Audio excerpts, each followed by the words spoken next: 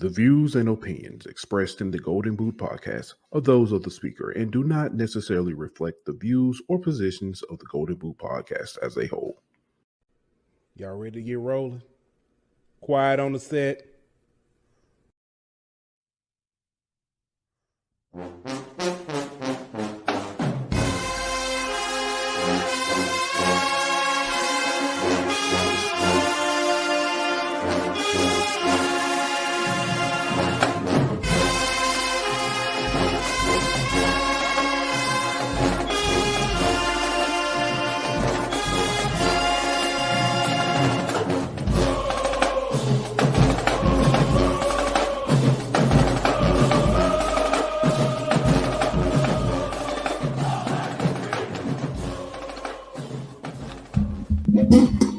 Hey, welcome back to another hot episode of HBCU. It's your boy Pooh Bear.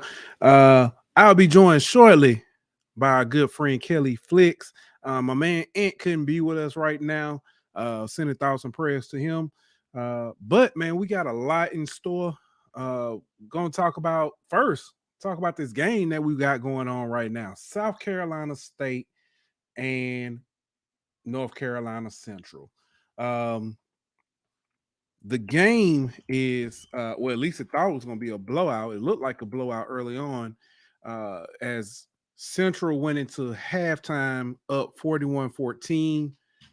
Both have come out and traded blows in the second half to start the second half out. You got 48-21 right now. Central has the ball and moving. Buddy Pugh and his squad is saying they're not out of it yet. Davis Rashard has looked good so far this game. North Carolina Central as a whole has looked good this game.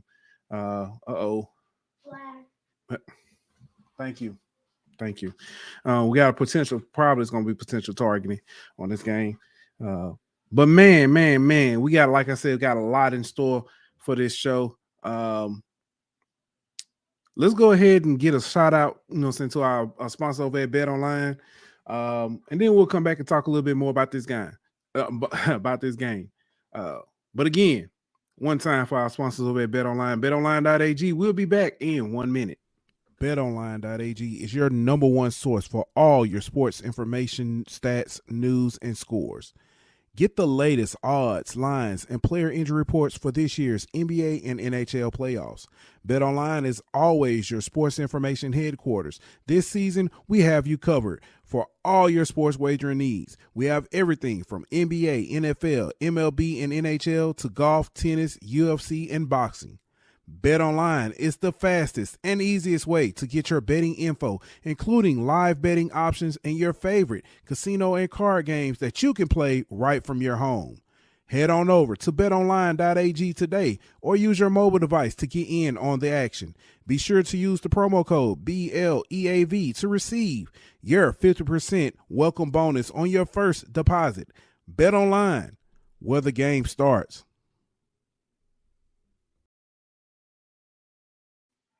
All right, and we are back. And yes, they are looking at that last play, trying to see if it is targeting. Honestly, it is. From what I've just seen, and how they showed it down, it's targeting. Looks like that could have been targeting twice. But it looks like, that young man is done for the evening. Waiting on the official word from the refs, but it's not looking too good for the visiting squad from South Carolina State.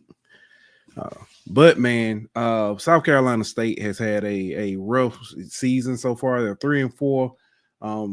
Definitely probably can be considered a letdown. We thought that a lot of people thought South Carolina State would have came in and presented the challenge to Jackson State and possibly even win that game. And they came in and Jackson State ran all over them. It wasn't even close, but they continued to play throughout the season. Again, this is Buddy Pugh's last season with South Carolina State, so we're just kind of waiting to see how this all plays out. Unfortunately, it hadn't looked good. We said on this show, I've said on this show several times that Buddy Pugh and what he presents to, as far as South Carolina State, we love it. I'm saying? I love what he's done for the game, for HBCUs, all the players he's put into the league. Unfortunately, this season has been terrible. And honestly, it's just, I'm not going to say I wish it was over, but I just hate how it's playing out for him and this squad. Corey Fields has kind of played up and down on the season. I don't know if he's, what they call? Nope, they didn't say targeting. Oh, he stays in the game. I was wrong. So here we go. It is 3rd and 3.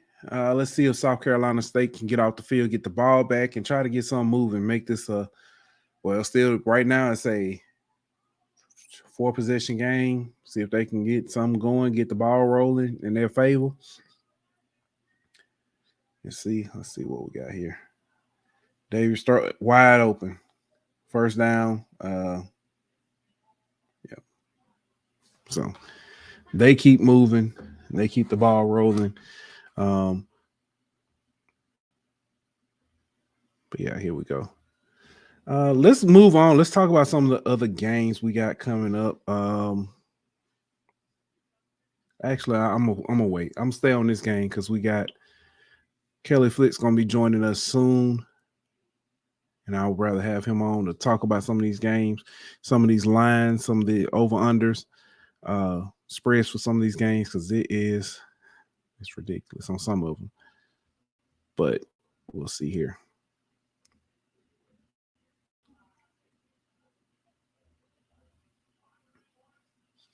I'm pulling up the stats for this game here.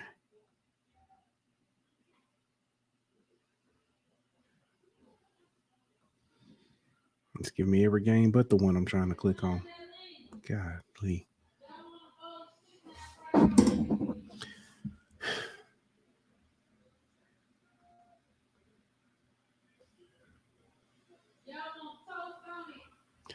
All right, here we go. All right, looking at the stats for this game.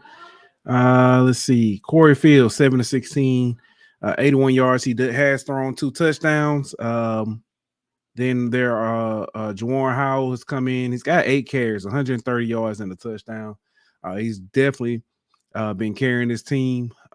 Davis Richard, 15-22, 302, 4 touchdowns and interception. Looking good. This might be the breakout game that a lot of people thought he would be having. Also, he's added 2 more on the ground. So he has 5 carries, 26 yards, and 2 touchdowns. It's definitely been the bell cow. This team goes as Davis Richard goes. This team just goes, honestly. The one loss they do have on the season, of course, was against UCLA.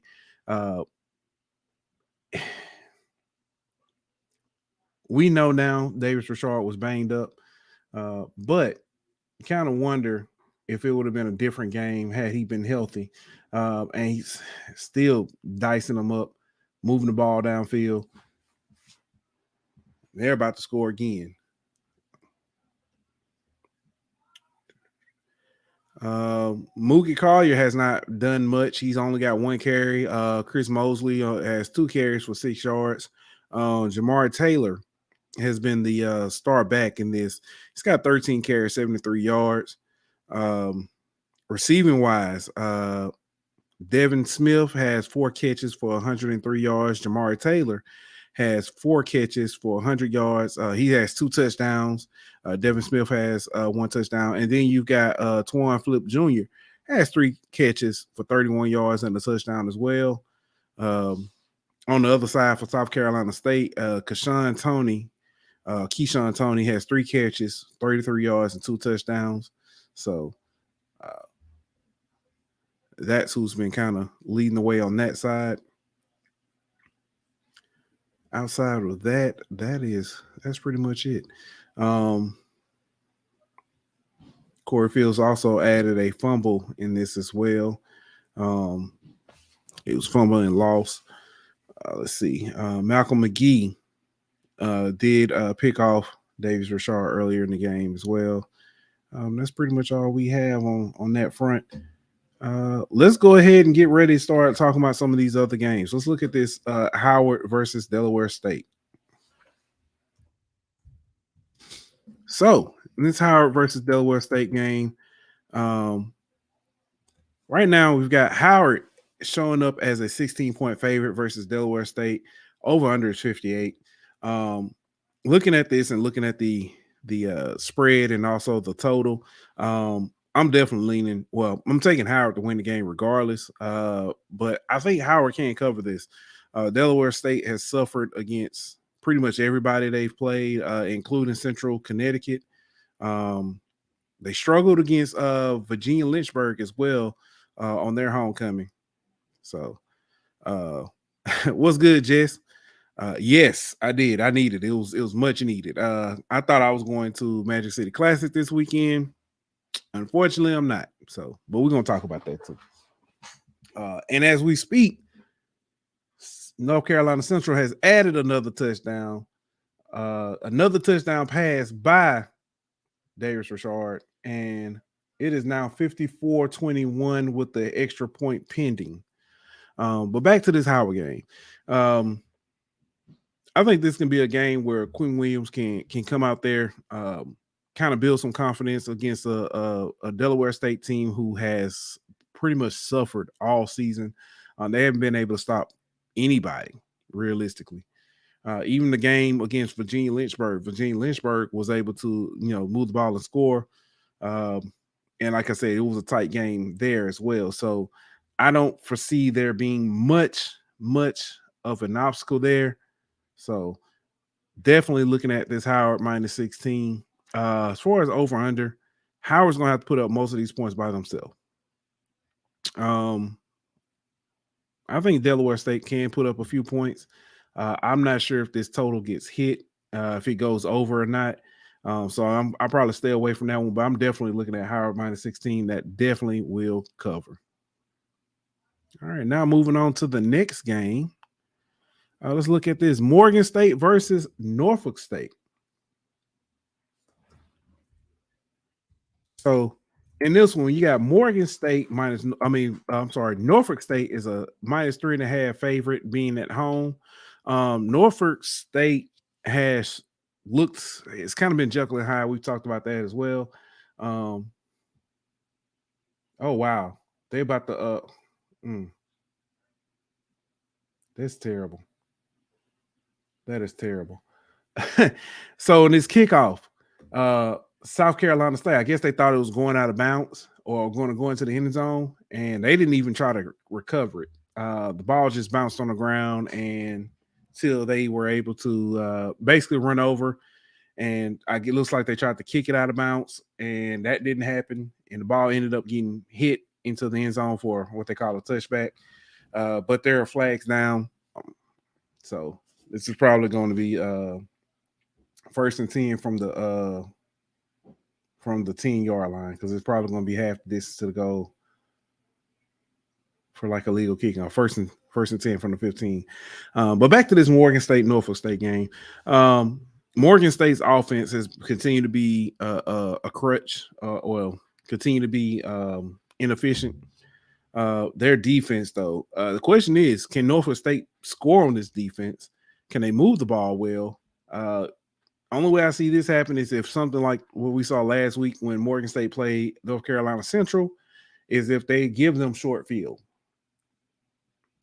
With that being said, yeah, I do think that Norfolk State pulls this one out. Until I see anything that resembles an offense for Morgan State, I can't pull for them. Well, number 3, I can't pick them to win these games.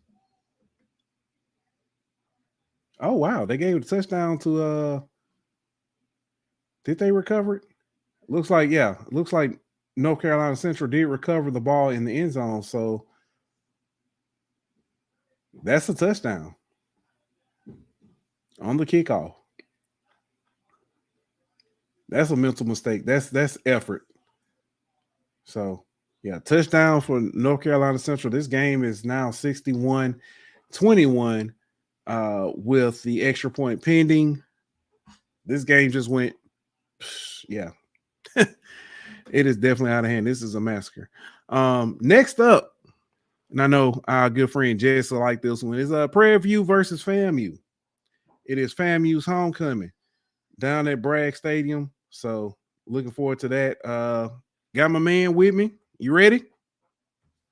Good. All right. Y'all know what it is. Got to bring the homie back to the show. None other than that man Flicks. Appreciate you for coming through. Thanks for joining us, man. Let's get to that. Hey, man, excuse me, man. That LA traffic get a little crazy sometimes. Oh, man, but let's get to it, man. What we talking? Right, FAMU, Prairie View? FAMU, Prairie View. So, okay, so let me go back. I can kind of recap a little bit. Okay. Live reaction. When I turned to this, when we started the show, the score was 48-21. North Carolina Central scored, kicked off. South Carolina State got sloppy and lazy, no effort, and it resulted in another touchdown. So we went from a 27-point game to a 41-point game instantly. That fast. So, but I'm glad. I'll say this. South Carolina State, like you're saying, that fast. This has happened to South Carolina State a couple times this season.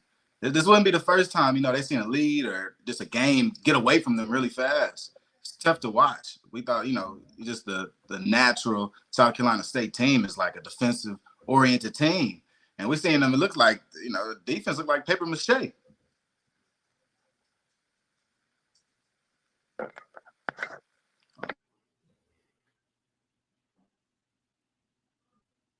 Yeah. All right.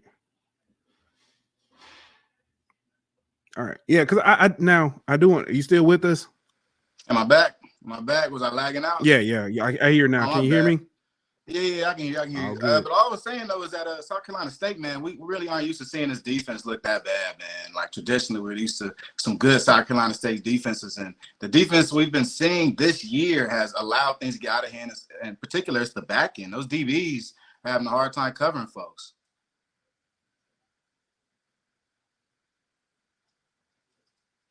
Oh, he lost me again. Oh, you got me? Okay, now, good. Somebody actually had a really good prediction about this game earlier today. Yeah, I got you. Hold on. Hold on. Let me get this fixed. Okay, here we go. Somebody had a really good prediction about this game earlier. Can you see that? Yep. All right. So yeah. Can you read that for me? Let's get to it, man. If North Carolina Central can stop the run tonight, it will get ugly. Corey Fields has a chance to redeem himself on national TV after an awful performance in Week 0 versus Jackson State on ABC. Davius Richard has yet to have his signature game this season. I wouldn't be surprised if it was tonight. And guess what? It was tonight. Davius Richard came out and he did his thing. Yeah. I don't know if you got that Marty McFly book, the almanac, sports almanac.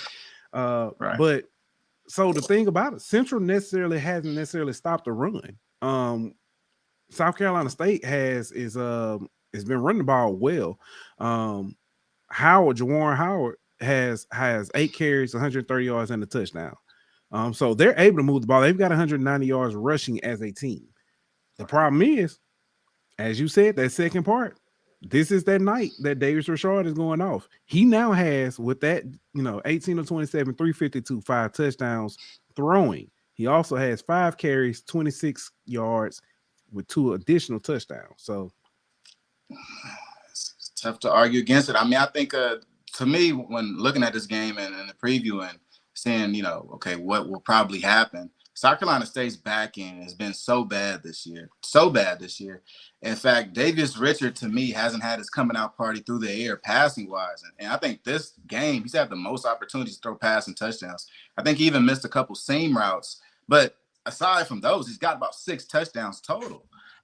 This South Carolina State defense, while they are good on the front end, with this defensive line, the back end to me is so bad and they get so careless. I look at the receivers at North Carolina Central like Devin Smith, who haven't been eating as much this year. And really, when it comes down to those type of impact players, they have 1 or 2 or 3 games where they really go off and take advantage of defensive backs. So those matchups really made me lick my chops. And to me, South Carolina State's offense just was going to give the ball back to North Carolina Central, which would help that. Yeah, can't agree more. This is funny because you sent that. Shout out to I don't want y'all to know on the other side when we cover the Power 5 FBS conference, we put up the spreads and stuff just simply because they're a lot easier to find. Shout out to Flicks. He pulled up the spreads and stuff and sent them to it early, so we were able to have them. I've already gone over this. Well, I didn't talk about this with South Carolina State Central simply because the game was already on. Minus 14.5 is laughable to me. And honestly, this 53.5, they've got 62 by themselves right now. 62? It's up to 62 now? Yeah. It's Central has 62 to 21. But I just want to move on just because I've already talked about these, but Howard minus 16, Delaware State. And then it's over on this 58. I took Howard in the points, the minus 16. I think that's going to be I'm not going to say easy, but that's going to be easy. The 58 is what I'm not quite sure on because I'm not sure if Delaware State is able to score that many points. Yeah. Delaware State, I was getting a little high on them when they had Marquis Adams. Coach Leho just said that Marquis Adams is going to be like pretty much week to week. So I'm assuming he's not going to play this week, and they're going to start Angelos. He looks all right back there, but he's no Marquis Adams. So I think that Howard might end up getting up on this Delaware State team. Coach Leho talked about in the presser about how his receivers twice on 3rd down ran the incorrect route. Stuff like that happening in week 8 is really indicative of how your season has been going, and that's not a team to trust. I think they have some bright spots like Marquise Gillis on this Delaware State team. But really, when you look at Howard and their performance against Norfolk State, a very well-coached Norfolk State team, I think that they won't have those same problems against this Delaware State team. I think a guy like Ian Wheeler might have another great game like he did last game. He does a good job in the return game. And then really with Quentin Williams, everybody knows the team goes with Quentin Williams, right? I literally said that same thing before you got on.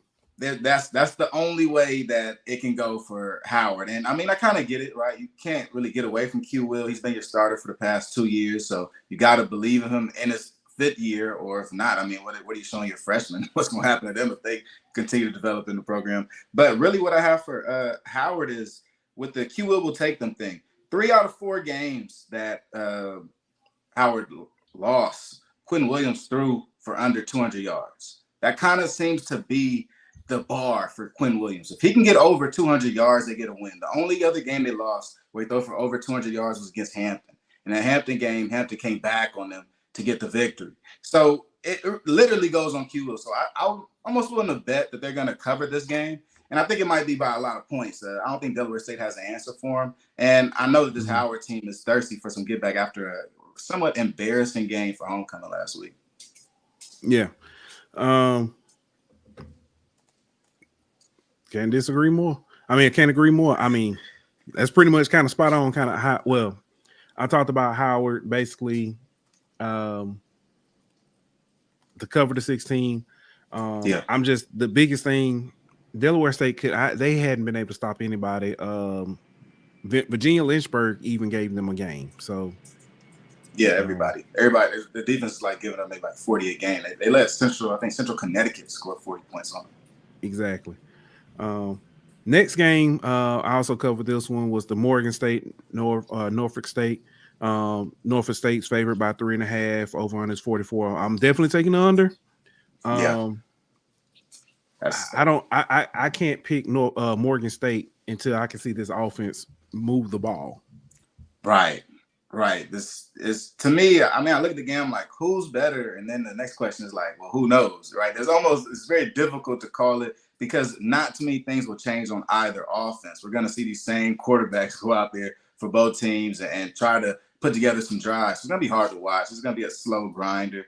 I'm not sure what the over-under is on this game, but like you said, I'm taking the under for sure. It's 44, so I don't see. I don't see we getting the 44 points.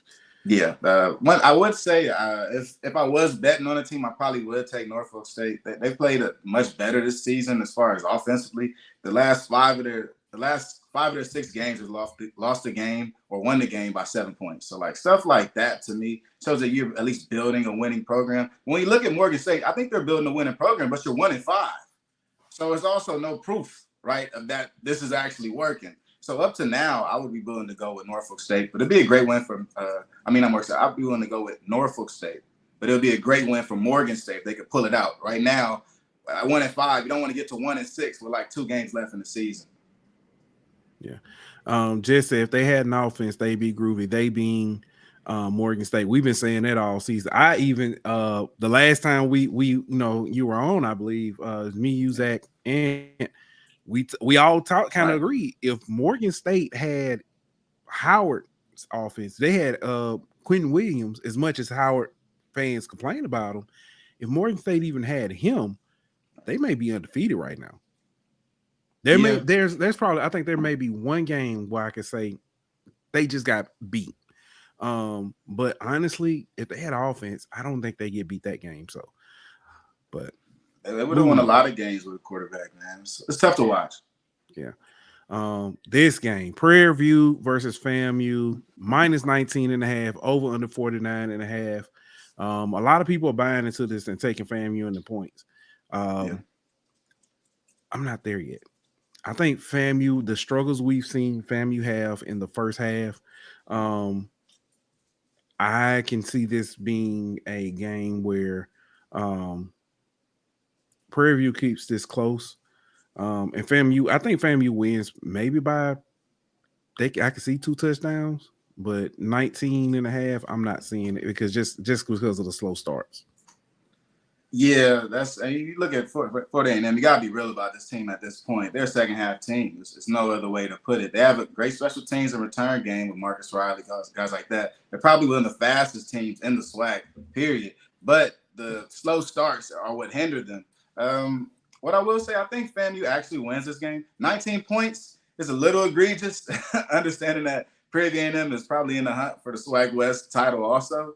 So I think this is more of an indictment on Prairie View's offense. I think that this is from FCS Reddit. They're actually people who make the lines. I think this is an indictment on Trayvon Conley and what they think that he can do. I think he's kind of been underperforming this year. There was some questions about what he'll be at quarterback this year, and he's had some up and down games. They're coming off a big loss and now trying to bounce back at FAMU, at a game at Bragg. And Coach Willie Simmons has never lost as head coach of FAMU at Bragg. So that's something to put into perspective also.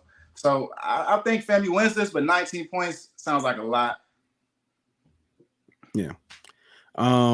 Yeah. And Jess on her squad says that I think we will put up a really good fight, but I'm not sure about a W. I mean, I agree with that. Have a good team. I put it like this. I think Prairie View is a lot closer to pulling off the upset than they are than getting beat by 19. I'll say that.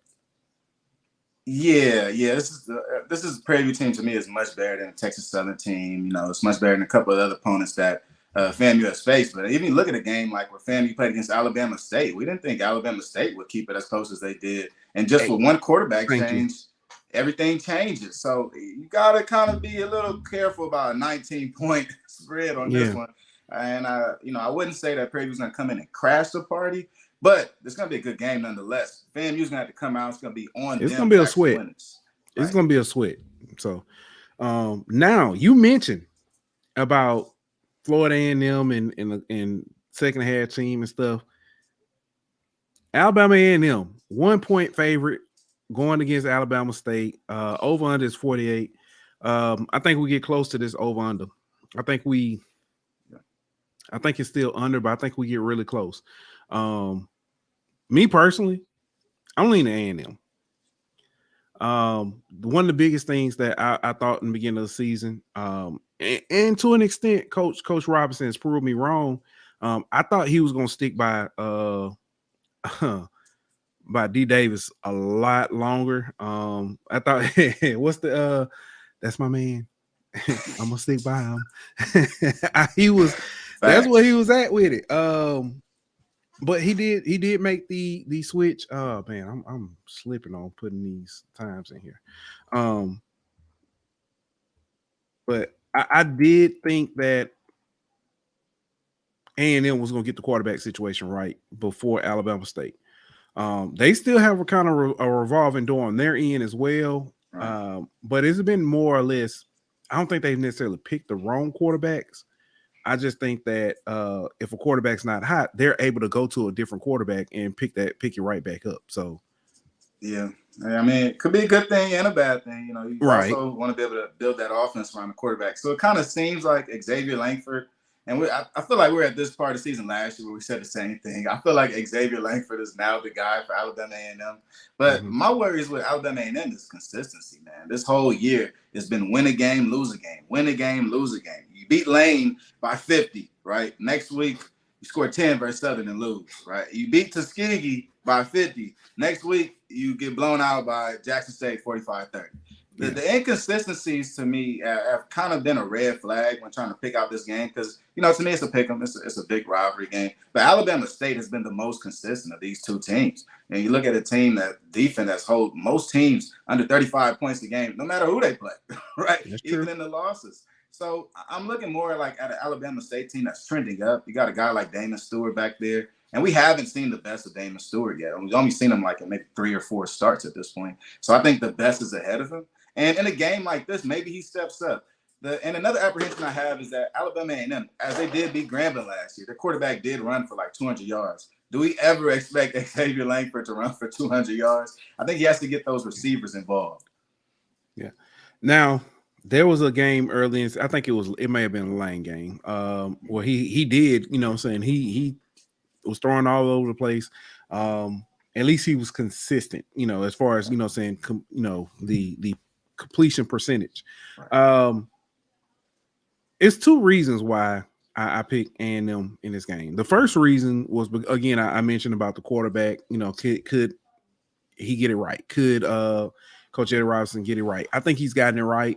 But I still trust A&M a little bit more. I think this is a tight game going into half.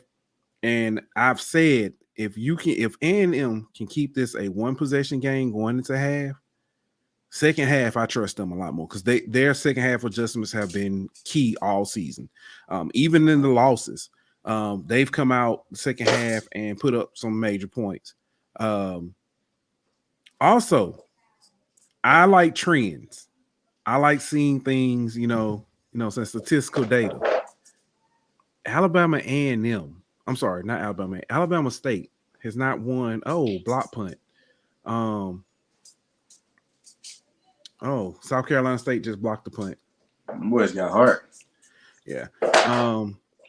Alabama State has not won consecutive Magic City Classics since 2004. Before that, it was 1994. If this trend holds, it'll be next year before they win back to back. So I know that's not necessarily you know how things work in the world, but it does, you know, trends do matter. I just don't think that they get them twice.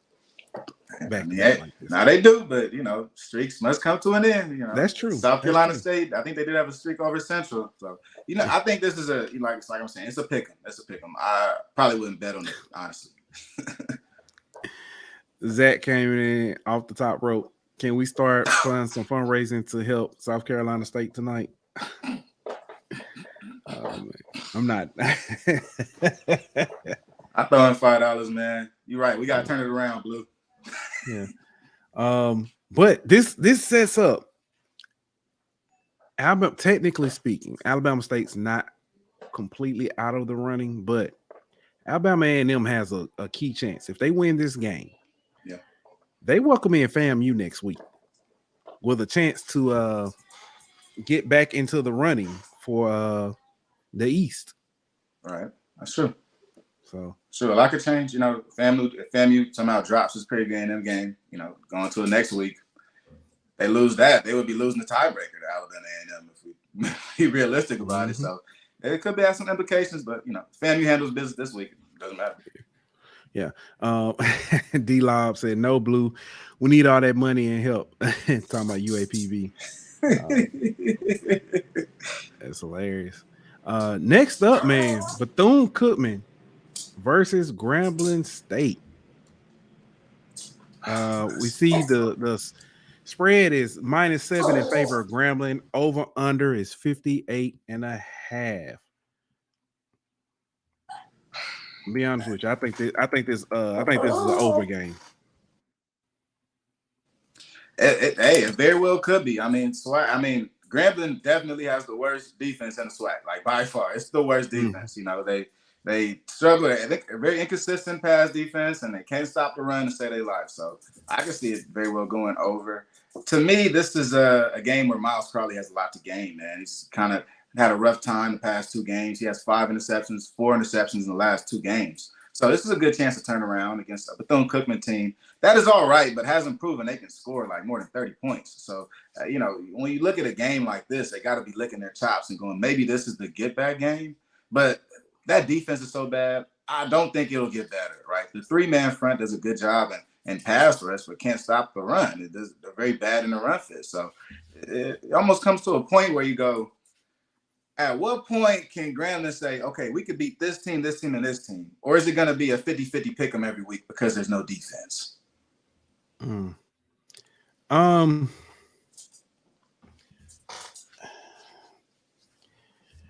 Grambling goes as Miles Crowley goes. And it's similar to Howard. Miles has struggled in their last 2 games. Well, I know he struggled. I say struggle. By struggle meaning throws multiple picks. We saw that against A&M. We saw that against Alcorn. And both of those games were losses. So he's not really getting a lot of help from his defense. So he's definitely, you know, as you mentioned, he is and Corey Fields takes off.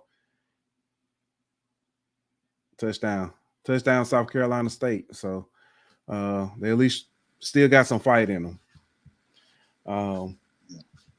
But Miles Crowley has, I still think up until probably 2-3 weeks ago, Miles Crowley was the best, had the best performance as a quarterback in HBCU football. Davis Richard got healthy, came back and said, give me that. So I think we got to see him get back to that. Yeah. No, I mean, you know, this is his first season starting also, you know, so we're also going through some growing pains with Miles Crowley. I think we saw in the past homecoming game, we saw some real bright spots from him. You know, he still was taking the same shots that he always takes. It really felt more like the defense put them in a tough position offensively and really had them put their foot on the pedal a little harder than they would like to. We see that the offense down at Grambling has a nice tempo to it, but sometimes when they go down, they take a little bit too many chances, right? I want to throw it downfield a little more, and it doesn't work out, and that's when he starts pressing. So hopefully in this game, I want to answer right too right there. That's the last one. But hopefully in this game, you know, they can get it going, get a momentum on offense. You know, we've seen Lyndon Rash really dominating the red zone, catching the ball at his small size. We've seen guys like Chance Williams really change the game rushing for Grambling. And I want to see that offense get back to it. But I think it honestly starts with the defense. We got to be real. And we can't just keep putting all this on Miles Crowley. This defense has to step up at some point. And you're going to play against a Bethune-Cookman team that we saw can turn the ball over. You know, can Grambling make them turn over this week? Yeah. My bad. I was looking at this D-Lob comment and said, dang, Blue, I just looked at the North Carolina Central score. I'll chip in too. So as you can see, yeah. That's hilarious. Another thing, I hope Miles isn't looking too far ahead because next week, revenge game as Grambling goes to Mobile in the Port City Classic to take on Alabama State. Yeah. I hope he's not looking too far ahead. But yeah, definitely got to come out and get this one. Last home game, got to make it count. Next up, man, we got Mississippi Valley versus Alcorn State. Yeah. This one is a 15-point favor towards Alcorn State. Over under is 42. Oh, that's not enough. 15 points, that's it. Yeah. Look, give me Alcorn by a lot. Yeah, Alcorn by a lot, and I see the over. 14 points. I think I can see this being 42-14. Or 35-14. You know, with the lack of respect I'm seeing Alcorn getting these top 5 and top 10 football polls. To me, Alcorn is a top 3, top 4 team. I'm seeing them put at 6, 7, 5 even. To me, Alcorn is in the driver's seat in the SWAC West. There's no reason to think otherwise. So why are they being ranked 5, 6, 7, 8? I really don't understand it. So I think this is a game where Alcorn goes, y'all really don't know our body. You know what I mean? You really don't understand. Thank you, G. I'm sure G understands. They're really about to show them, because you look at this Mississippi Valley team, so many holes offensively. They may not be able to get things going this week. And honestly, Alcorn State's offense is moving at a high tempo right now. They done woke up Agent Zero, and Aaron Allen is slinging it. We see Malik Rogers becoming a factor now. This offense is getting kind of scary, right? And at the right time. It's time to win the SWAC championship, trying to get in there and win the SWAC West. But I think it starts right here, putting a spanking on Valley. Yeah. I will say, beginning of the season or all season, I said that the winner of the Alcorn Grambling game is going to win the SWAC West. That was initial. And I said at the time, I'm leaning towards Alcorn. Well, Alcorn came out. Of course, they lost to Southern Miss, who hadn't won another game, by the way. I just want to throw that out there. They think they had I can't remember but Alcorn didn't look necessarily as good as what I thought they would look initially. Grambling suffered a loss to Hampton, but then they started, then they, of course, they play LSU, but then they started looking, playing. I was like, okay, well, maybe, saying Grambling's got something going on. Right. But then as the season goes along, Alcorn State's, back where we thought they would be in the beginning. And as Ant says, no better quarterback playing, no QB playing better than Allen right now in the SWAC. First of all, big shout out to Aaron Allen, who had somebody come in and say, hey, this is going to be the starter. This is who's going to take your spot. And instead of, entering the portal or taking his ball and going home, he said, all right, bet. And he worked his ass off. And now he's amazing.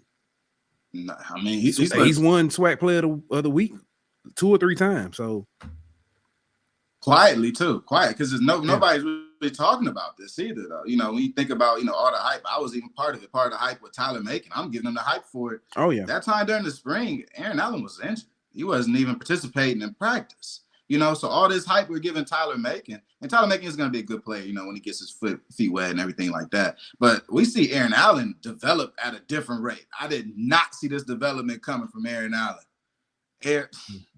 Pump the brakes on me. Hey, wild right now. As G says, G from Swacking the Food. Shout out to Swacking the Food.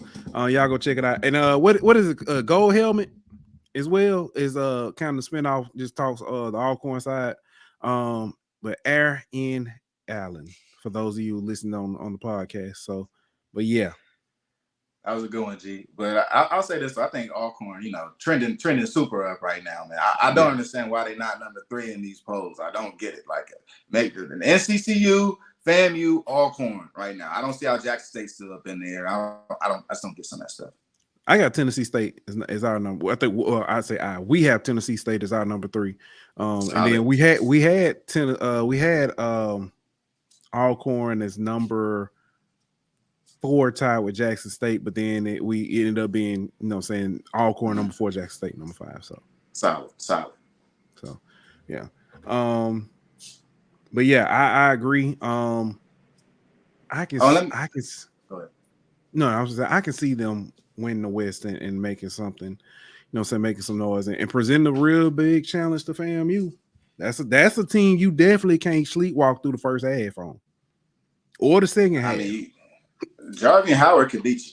Right? We got to be playing so, but Jarvie and Howard could beat you. And now we're looking at an Alcorn team that also Aaron Allen has developed immensely. And now we see that Aaron Allen and Jarvie and Howard could beat you.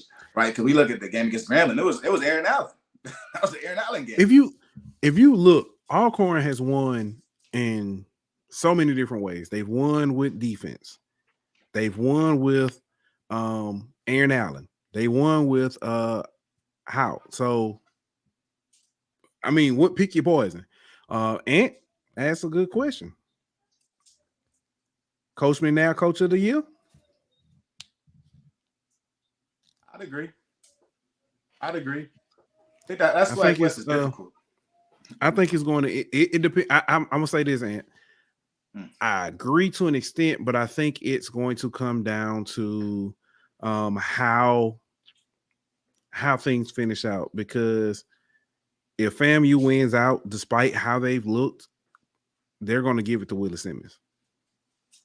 So I think Coach McNair, and it's I do want to say this. There have been a lot of rumors. Coach McNair, you know what I'm saying, on the hot seat. They trying to get that man up out of there and Lorman. Right. Yeah. But and how he has responded it should be, you know, very favorable to fans. So yeah, and I agree with you. That would be an undefeated FAMU team. I mean, why would he be the head coach of the year, Willie Simmons? That's true. He said, and it should be with a coaching staff that has won the big game before. So there you go. Something to talk about. Shout out to Alcorn, man. That's all it is. Shout out to Alcorn. Yeah. I think you asked a question similar to that, and we may have already answered about Alcorn. Should they be, you know, considered more or get more love? Hey man, they might be looking at a celebration ball. I mean, keep it real. If in our dream scenario, right, Alcorn goes and they play FAMU can't start slow. Right? This is a game you can't start slow. You probably can't start slow against North Carolina Central either, but you definitely cannot start slow against the Alcorn team, and especially when you run less plays per game anyway, right? With these new rule constrictions, going against a run-oriented team, you're gonna get behind on them. That's not gonna work. I agree. We know what that means. We know what that means. Jay White was good. You missed it, man. We was talking about A&M. I'm pulling for A&M. I gotta pull for A&M because I ain't gonna say I talk trash, but I got some I told you so's that I got to get off my chest. So I need A&M to get this win. And I went with Bama State. I'm a believer in Damon Stewart and them boys. And Keyshawn Johnson, look, we haven't seen Keyshawn Johnson since the Miles game. All right. I got a feeling he's gonna make an appearance like Batman on Saturday. That's how I'm feeling. And I will say, if there is one real glaring weakness on that A&M defense, it's the secondary. They're very young. Very young. So something to watch for. Yes, sir. Hold on. Who did we just talk about? Oh, we Valley and Alcorn. Yeah. All right. Next up, man. Jackson State, a 23-point favorite as they head to Pine Bluff to take on Arkansas Pine Bluff. Over under is 50. Yeah. I mean, we'll probably see Jacoby Morgan hop back out there, starting quarterback for Jackson State. I have a couple apprehensions with Jacoby Morgan back there. He's a little inaccurate downfield. You know, he has a little issue with his touch, and you know, when it kind of comes with the territory. You start a new quarterback in like week 7, week 8. He might not have the same chemistry that Jason Brown will have with his different fellow receivers out there. So you kind of gotta, you know, understand that this is kind of the learning curve that's going to happen. But also, I'm not really seeing that touch from Jacoby Morgan downfield, and he's missing a lot of guys downfield. Things like that, you know, if I'm a defensive coordinator now, maybe I'm going to run some more 2-man. Maybe I'm going to run more press man. Maybe I'm going to dare them to take shots downfield with Rico Powers because the ball can't make it there. So you got to wonder how this Pine Bluff team is going to end up covering Jackson State. Alfonso Hampton is a very good head coach down there at Pine Bluff. So I think Jackson State ends up winning this game, but it all rides on Jacoby Morgan's performance, right? He can't come out here and lay an egg, and we've got to see him be able to move the rock, maybe use his feet like he did last week. Oh man, G said he got Jackson with the upset over over UAP.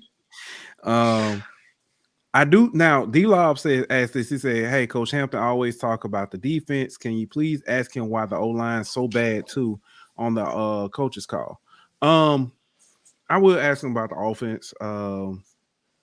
I know when I asked, I think it was this past Monday or maybe the Monday before, I asked him about defense and how the defense has. The words I used was it seemed like they felt like they've slowed down. And his response was basically that he wouldn't say they've slowed down. He said, but their two best defensive players have been out with injuries since week 2. He also he said there's no excuse. He said, but then the other guys who've come in and kind of filled in have all been looking at, they showing the NFL pipeline from South Carolina State and just looking at just 5 guys that are currently on rosters. Excuse me. But he talked about basically that the guys who are filling in, he said it's gap assignment that they're missing and stuff. So it's a depth thing. Yeah. And so he I understood what he was saying. And I was trying to be kind of respectful how I asked it, and I say, "Hey man, your defense sucks," because that's not. I mean, honestly, they have been good, and North Carolina Central scores again. They got 70, huh? Yeah, 69. Well, it'd be 68 plus an extra point. So, there's a flag down, so I don't know what that flag is for. Wow. Oh no, it's coming back. Holding. Okay. Anyway, but so it's yeah. And that's good to say they slow down because offense wear them out. 3 and out and turnovers puts no pressure on the opposing team. I will say this. I was shocked to see how UAPB has looked just simply because of how they looked against Tulsa. I was like, well, man, they might be able to do something. It's like they might be, I kept trying to say UAPB ain't there. I said they ain't everybody homecoming this year. I said they might want to, earn some respect. And yeah, that's kind of. I mean, it's kind of tough being first year head coach and you don't really get some of your recruiting class in there. But at the end of the day, injuries happen in football, right? And you already don't have that much depth. Tulsa, you looked pretty good. Alabama A&M, they looked like they could have won. At this point in the season, if they play Alabama A&M again, I think Alabama A&M might win by 20, 30 points. So I think that just the injuries, the depth issues, just going to catch up to you when you're a first-year head coach. And also when you inherit a team like UAPB. He didn't inherit Southern like Eric Dooley. He inherited a much worse team. Yeah. And Ant keeps reminding me of this, and I always forget it. He says Jacobian Morgan's legs bring a different dynamic to that offense. If he can continue to use his feet, it'll open it up that much more for Mulligan and the stable of backs. I keep forgetting that Mulligan was injured against Alabama State. I don't know if he played last week or not, and I don't know if he's playing this week. But I keep forgetting about Mulligan's injury. So. Yeah, now even if you look at Liberty's offense, if you look at Malik Willis' Liberty highlights, he had Maurice Harris as his quarterback coach, offensive coordinator. Even if you look at that offense, it's almost as quirky as it is as we see with Jackson State how they play now. Either they're throwing downfield or Malik Willis is using his dual threat ability. So maybe that's something Jacoby Morgan can incorporate in his game. Yeah. And say Coach Pugh. Buddy Pugh got to be regretting not retiring after beating Jackson State. Should have went out on top. He talking about 2 years ago at the Celebration Bowl. So, nah, I ain't gonna lie. Everybody getting get back on Buddy. It's like it's not even a farewell tour. Like this, it's like come here, old man. Ooh, somebody. That's how they doing, my boy. Oh, he got late. He knocked the wind out of him. This is crazy. It's tough to see Buddy go out like this, man. It is. Craig says he's missing a weekly highlight of SWAC play on these platforms. I'm gonna be honest. I'm gonna tell you why I don't post highlights. YouTube copyrights hit. We do anything, anybody else video, YouTube be hitting us up quick. So I mean, that's a swag digital media problem. Keep it real, man. YouTube content creators can do it, but it's like this. That's on the swag also. I'm looking at Flow Sports put up top 5 plays every week. Why can't the swag digital media network do that? Big fact. All right, next up, man, we got Texas Southern versus Southern. This one is in Baton Rouge. Southern is a 13-point favorite. Over under is 53. I'm not feeling the 13. Not right now. I think Texas Southern is finding their groove with the new QB. I'm not feeling that 13. I feel like Southern. I feel like Texas Southern keep it close. Southern trying to get that get back from last. Didn't they get blanked last year? They did. Nah, they got to get their face back. But I mean, the only issue I got is Texas Southern is, to me, without Andrew Body, we're not seeing them play like complete games. They haven't put together a full 4 quarters since Andrew Body's been out. And that's one thing that does worry me when it goes, okay, is this team going to be able to win? Like, are they going to be a winning team without Andrew Body? And I'm looking at Southern. They're finding ways to pull out wins. Somehow, some way they're doing it. Yeah, Hero Blood doesn't look the best back there, but he's doing enough to get the win. He's even using his feet some more. So, I mean, I'm not going to lie. I'd be inclined to go with Southern on this to get the straight dub. Over under in points might be ugly. I can't see both I'm teams looking under points. That is Southern is the number 1 defense in the SWAC. Right. Numerically. Yeah. But I think it helps them. I mean, if we look at that offense, they're averaging like around 25 points a game. Not going to win you too many games unless you have one of the top defenses in the conference. Yeah. D-Lob, I know he missed. He said, so how can SWAC live post the entire game then? LOL. No, when I say I can't post videos, it's because it's their content.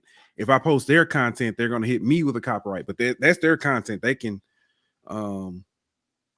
live stream anything. So I can live stream my son's football game, and if somebody else uses it, I can, hey, that's copyright. That's my stuff. Hey, Craig, I see you down there. I agree, man. Texas Southern has a great rushing attack. Darius Odom's is a killer. We're going to need to see Texas Southern put 4 quarters together to get this dub, though. Gee, so petty. Let's go TSU. I do, like I said, I love what Texas Southern has been able to do, you know what I'm saying, despite losing their leader, obviously their leader. Thanks. I love how they've been able to bounce back and pull it together and everything. I just think the season has gotten away from them, just overall. So, next up, man, I guess it's the this was last week's most hated team in HBCU football. Lindenwood versus Tennessee State. Oh yeah, used to be. They're not the most hated team right now. But Lindenwood is Tennessee State's 11.5-point favorite. Over under is 53.5. I don't know much about Lindenwood. Well, I'm pretty sure they just moved up from Division II to Division I. I think, kind of the issue with that, they were pretty competitive last year, but looking at them this year, a couple of depth issues. They lose a couple graduate seniors. Guys like Kobe Smith are now gone. So, trying to put the team back together, and really you're moving into another conference again, right? They moved to the OVC last year. Now they're moving to the Big South OVC. So really right now, this is a team that gives up a lot of points defensively. They've given up around 500 yards a game. So, this is a game where Tennessee State has to be licking their chops, right? If we're going to build some momentum, it starts with another win right here. They're looking at a Tennessee State team that's pretty hot right now, right? They won 3 straight games. I think they can make it 4.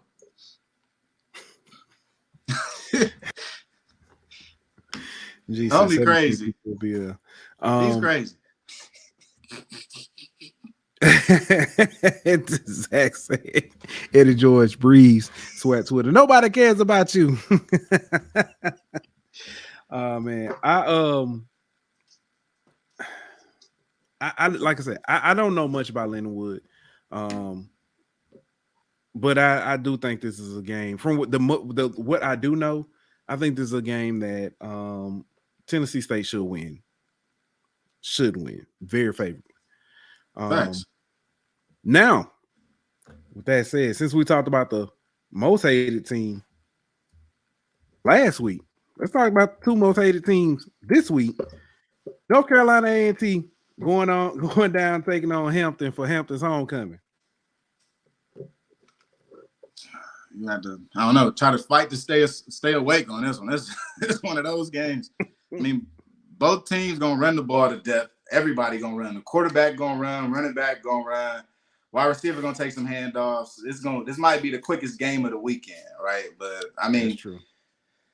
Uh, What's good, Dr. Cavill? I'll just take the under. I'll take the under. I think that's probably the safest bet in this one. I got yeah. So Hampton is favored by 2. I don't know why this is only 2. That I'm confused by. I think this should be at least 7. Over under 51. That is too high. A&T is not going to score points.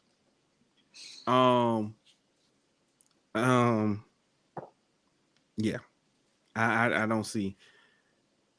And then one thing to me, I think in this game, you know, you got A&T and Hampton. So we're going to test this A&T front 7, right? It's kind of, they've been questioned or pushed a lot this season, but Hampton's really going to challenge them a lot. They got 2 great running backs back there. You still got Christopher Zealous. The only issue with Christopher Zealous is that at times he get a little turnover happy, right? And that's a problem. But when he's keeping the ball in his hands and he's running the ball, he creates a very difficult offense to stop. So for North Carolina A&T, the question that, you know, is the nose guard big enough for this new coach Vincent's defense?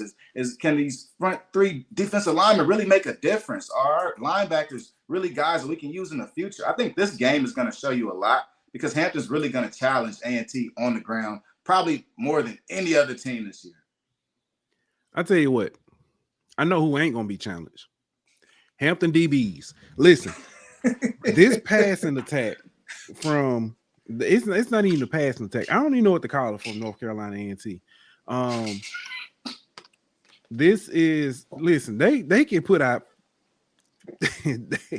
they can go literally. Hampton can roll out with a 3-8 and have 8 linebackers out there, and A&T still wouldn't throw for over 100 on them. It's been terrible. I don't know. And Zach talked about it on his show. Yeah, Zach talked about it on his show about even like these triple option teams. You know, he wonders if like a non-triple option team has ever not averaged 100 yards passing in a season. And I was like, even triple option teams throw the ball and get 100 yards every now and then. Play action works. I mean, I'm sure Army averages more passing yards than them. He said, G say North Carolina A&T throw passes underhanded. Yeah.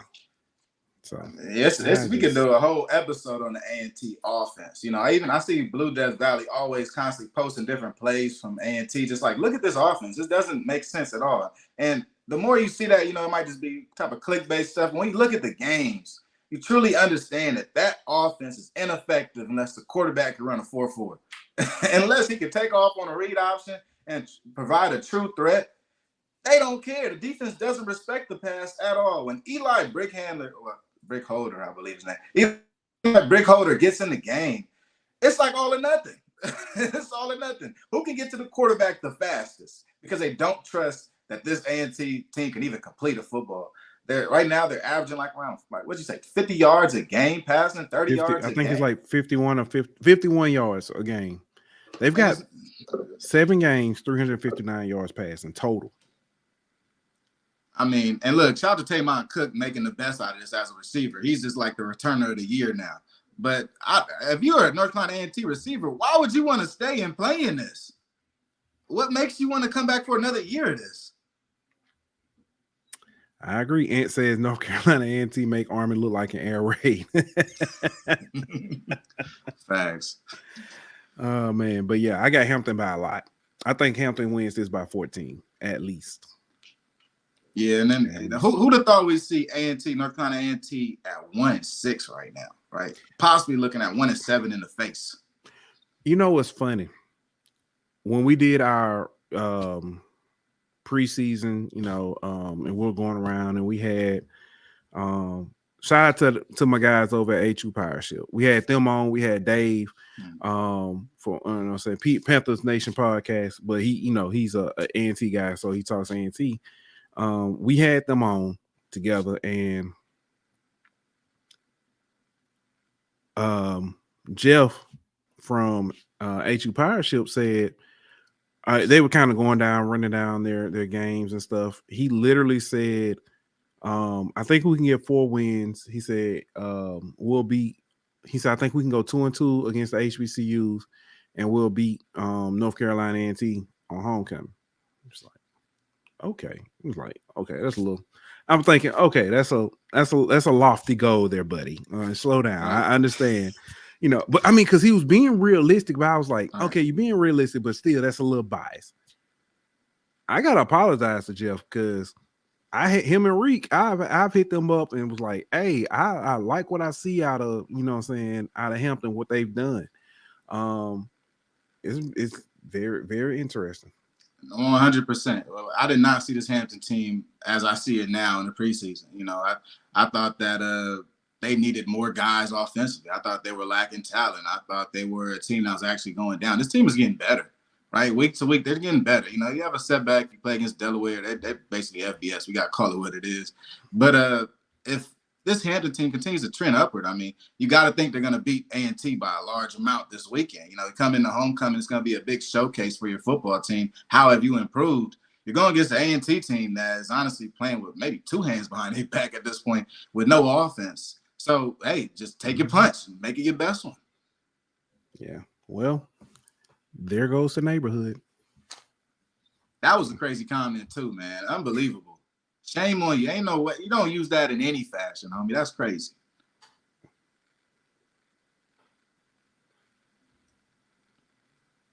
All right. Next up, man, we're going to move on to the SIAC.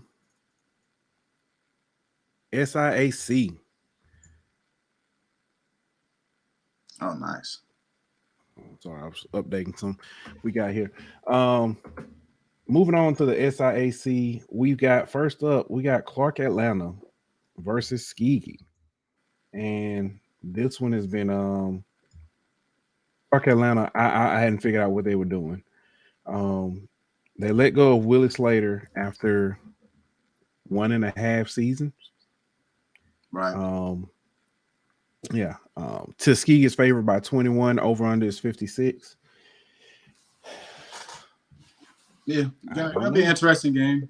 They got 21 points, seems like a large amount. And I will say this about the whole Clark Atlanta head football coach situation. So as of this week, I can't really say any names, but I think they got their guy now. So Clark Atlanta, and they got a couple other big announcements to make. This Clark Atlanta is now putting money into this football program. We haven't seen it, years past, even months past. Things are about to change in a major way for Clark Atlanta football-wise. I'll say that. But when you look at this game, Tuskegee, man, they've moved on from Bryson Williams at quarterback, right? He was a junior redshirt quarterback. Now they have Roberson, this younger quarterback. This guy's like a freshman, but he gives them a different dimension on the ground, right? He's a guy that I honestly think he has some development to do passing-wise. But when it comes to creating, he creates better than any of the other quarterbacks they have on there. The Ryan Nettles, there was another quarterback, and then there was also Bryson Williams. This guy, Roberson, creates a little bit better and is a little youthful. I think that Roberson might be able to find his way against this Clark defense. What we saw from Clark at homecoming was a team that had some offense and was trying to play catch-up, but the defense, the whole year has looked pretty bad, right? Early in the year, they give up a lot of points to Kentucky State, who's now like a 1-7 team. Throughout the year, they haven't been able to stop very many teams. So I think this is a good spot for Tuskegee to get back onto their feet, right? They had a very tough game last week against Savannah St. Went down to the wire, ended up being 21-14. So this is a good bounce back game for Tuskegee. And Clark is still headless, and I think Tuskegee will take care of business. I'm not sure if they'll cover 21 points, but I'll take Tuskegee by 14. Thank you. 21. Tuskegee is I'm being that I think that loss to Edward Waters, I think that took a lot out of them. As far as, maybe realizing they are because losing to A&M the way they lost to A&M, okay, you can look at it. That's a D1 program. We have a first year head coach. We've got, we're still kind of building. We're young in some spots. Okay, excusable. But losing to Edward Waters at home, the way they lost, I really think that that took a lot more out of them, pride wise.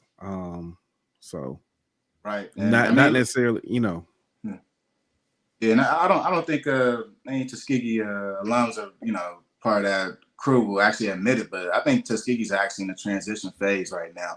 The SIAC as a conference is beginning to change. Tuskegee is beginning to look themselves in the mirror and see themselves a little bit differently to some of the teams in the conference. So we're not sure how that's going to work, but also competition-wise, the SIAC has finally caught up with Tuskegee. When you look at a perennial powerhouse that is used to winning Division II playoff games, now we're seeing a Tuskegee team that looks a little beatable. Right? Edward Waters was in the NAIA a year ago. They actually can't even participate in the conference championship in the SIAC because they're still like conditional institution in the SIAC at this point. So losing to them, like you're saying, is a wake-up call. Tuskegee is, at this point, they're not even sure if they're the second best team in their conference. You still got to play a Miles team that has a very impressive win over Alabama State, almost pulled off a second win over D1 school in losing a close one to Pine Bluff. So, yeah, very got some soul searching to do. Yeah. But speaking of, man, the teams that have found themselves, and Edward Waters is taking on Allen. These are two teams that have found ways to just get better week after week. Allen found their mojo early on when they got the big comeback win over Kentucky State. Edward Waters has steadily been building over the season. They had the impressive win over Tuskegee, probably the biggest win in program history to this point. Then they followed up with a big win last week in a comeback. Edward Waters is favored by 2 over Allen, over under 61. Give me the over. That's first off. Give me the over. Yes. Second, you got an Edward Waters team that is, like I said, that has found their mojo. They're moving. They're hot at the right time. And you've got an Allen team that's competed against some of the best, the top dogs in, the preseason top dogs in SIAC, and has come out. I know they beat Albany State, lost to Fort Valley State. I think that's correct. I think I got that right. That was preseason, if I'm not mistaken, preseason 2 and 3 or 3 and 4, something like that. So still, with that said, it's hard to pick against Albany State. I mean, Edward Waters right now. Yeah, if you want to be honest about Edward Waters, this is the hottest team in HBCU football. They've broken off 5 straight wins. They're getting to a point where the team doesn't want to play them at this part of the season. This game is going to be a track meet, like you said. Over 61 points. Over 61 total points. I can definitely see that. We're looking at an Allen team that puts up some points. But as good as Edward Waters is, Allen have to feel somewhat embarrassed. We've seen the viral video of the Allen bus traveling through the middle of the Miles College homecoming. We're seeing thousands or hundreds of kids banging on the window, talking about get out of here, get your coat and go. Come on. So I think this Allen team is going to play with a chip on their shoulder. You're coming into a matchup with Edward Waters, and they're hearing the hype about Edward Waters. So I think it's going to make for a very good game. I think Edward Waters ends up taking it. One thing that I've seen the difference in a lot of these games is the composure of quarterback Jaron Russell. Jaron Russell at Edward Waters has really been the change, right? He's a bounce-back transfer from Alcorn State. He's grown and developed from last year to this year. He's looked very good. And not only that, he has a guy out there, one guy named Johnny Jones, another guy named Rembert, that are great wide receivers. Rembert has been phenomenal. They're probably going to be an all SIAC receivers at the end of this. But part of that is they have such a good connection with Jaron Russell. We see this Edward Waters team, even when they go down, they still have confidence because they understand they have that big play ability. And that's what's so scary about Edward Waters. They're a very fast team, and they're a team that's clicking offensively. I think the only thing that you could kind of hold out for yourself if you're Allen is that Edward Waters' defense hasn't been the greatest. It hasn't. Yeah. They've been opportunistic at best. Yeah. G says, shout out to the OC, Brian Jenkins. Yes, sir. He said that's a big bad brave. Ant says, if the game is close late, give me Edward Waters. Hey, he got that clutch gene, man. He got that. Jaron Russell got that clutch gene. He's won it enough. He does. Next up, man, let's go with this Benedict versus Savannah State. It's go ahead. No, it's 23-point favorite. Benedict is a 23-point favorite. Over under is 45.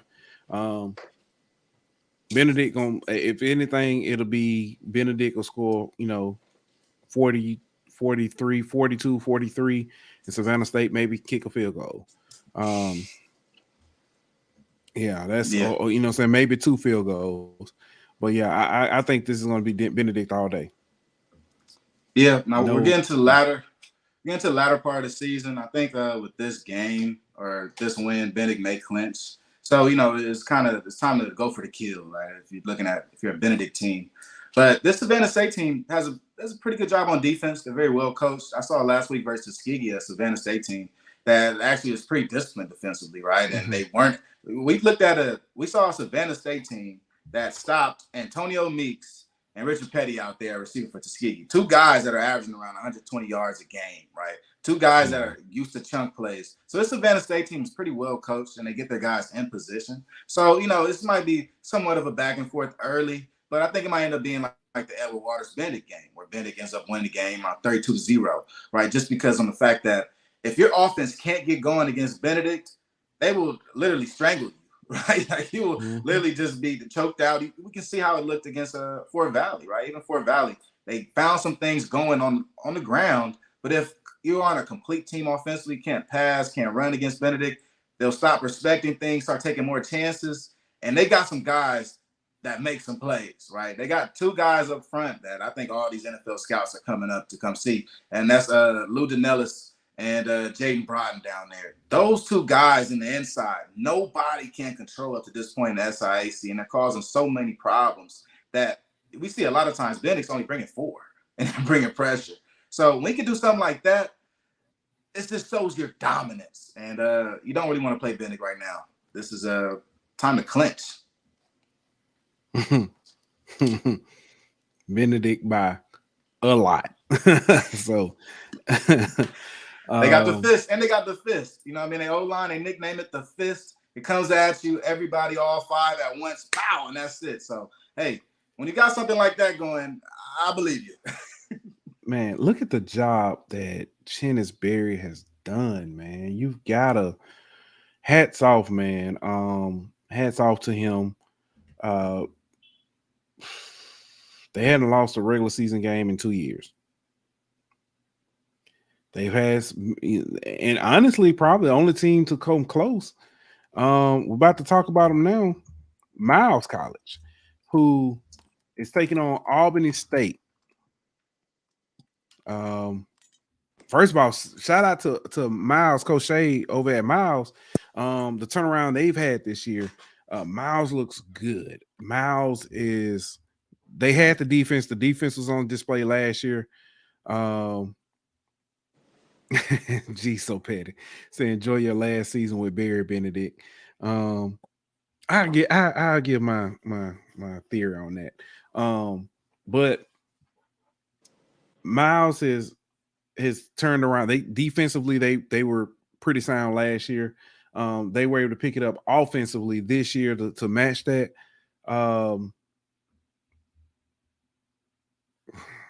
Miles minus 1.5.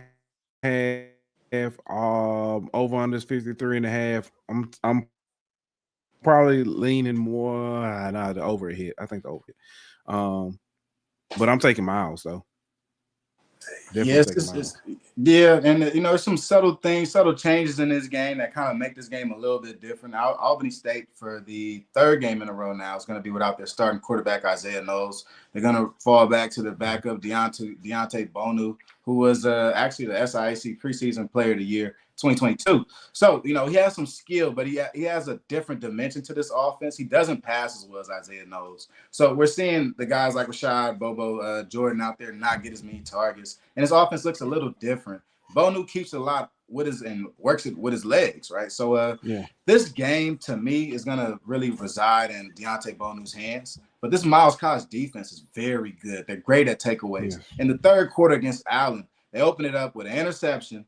Next drive, pick six, right? They get a stop, then they get a forced fumble on kickoff after that. That's how they came back against Allen at homecoming in the third quarter with their defense. This defense is elite. When we talk about the good SIAC defenses, this is the lone defense that's given Benedict trouble. Aside from them, Benedict has ran through everybody else. But this Miles defense is proven to be a defense that is probably going to end up being playoff bound, a defense that may get them in the SIAC championship, and it's going to start this week by beating Albany State.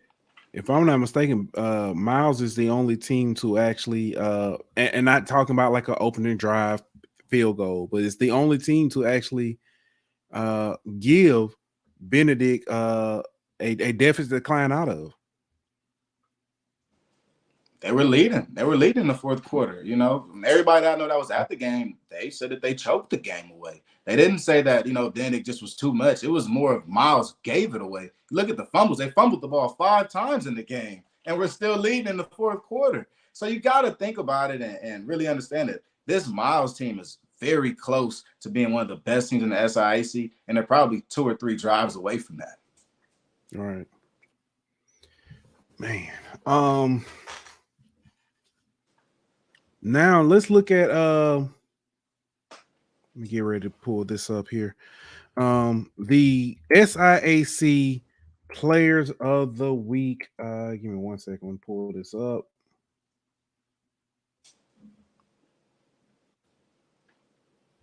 All right, and here we go. From Edward Waters on offense. I'm sorry, not Edward Waters. From Benedict, DeAndre Duhart wins on offense. On defense from Fort Valley State cleared the rest of the way. On defense from Fort Valley State, Cedric Hillsman. On special teams from Fort Valley State, Elon Hall. Newcomer from Fort Valley State, Brandon Marshall. Fort Valley State put on a show to basically be the Players of the Week. They put a good beating on Morehouse. Can't say they didn't handle business. Their starting quarterback, Kelvin Durham, was out this past week. They had to go with a younger guy, and these guys stepped it up to still get the win. I believe they won like 31-3, 31-7. Yeah, I think that's what it was, something like that. I can't remember exactly, but yeah, it was close. Yeah. Great picks. Congratulations to those gentlemen. Congratulations to them. Now, man, let's look at the CIAA. Thank you. It's time to get into them, man, because I've been hearing some false narratives about this CIAA, and these regional rankings, Division II regional rankings came out, and there is only one CIAA team involved, and that team averages 15 points a game.